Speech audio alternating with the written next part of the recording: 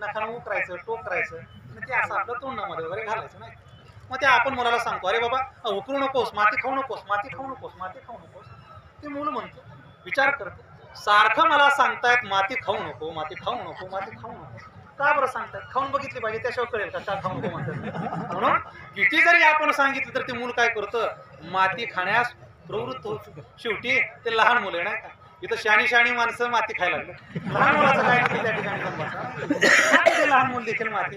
मग आता त्या लहान मुलाला जर आपण जोर जबरदस्ती करायला गेलो, त्याला जर मारलं, आता ते आणखीनच जास्त माती खाण्याकरता प्रवृत्त होतं. तेव्हा अशा वेळेला काय करावं लागतं, त्याला गोंजारावं लागतं, समजून सांगावं लागतं, बाबा माती खाऊ नको, माती खाल्ली असता तुझं पोट दुखेल, पोटामध्ये जंत वगैरे होतील, तू आजारी पडशील, माती खाणं शरीराला घातक आहे. हे जेव्हा त्याला पटवून द्यावं, मग ते माती खाण्याचं त्या ठिकाणी सोडतं.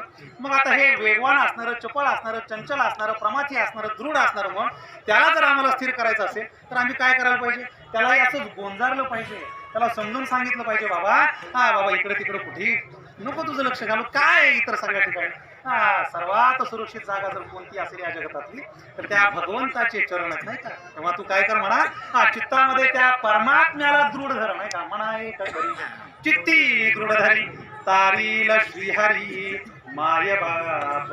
अरे बाबा या जगतामध्ये, या भवसागरामध्ये तारणारा त्या परमात्म्याशिवाय दुसरा कोणी नाही. तेव्हा तू काय कर, त्या परमात्म्याला शरण जा, आपल्या चित्तामध्ये त्या परमात्म्याला साठव, असं त्या मनाला सांगावं.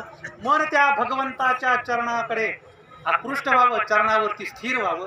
एकदा का ते मन भगवंताच्या चरणावरती स्थिर झालं, काय दिशादेव त्या मनाची इकडे तिकडे जाणीत नाही का. महाराज सांगतात, आता कोठे धावे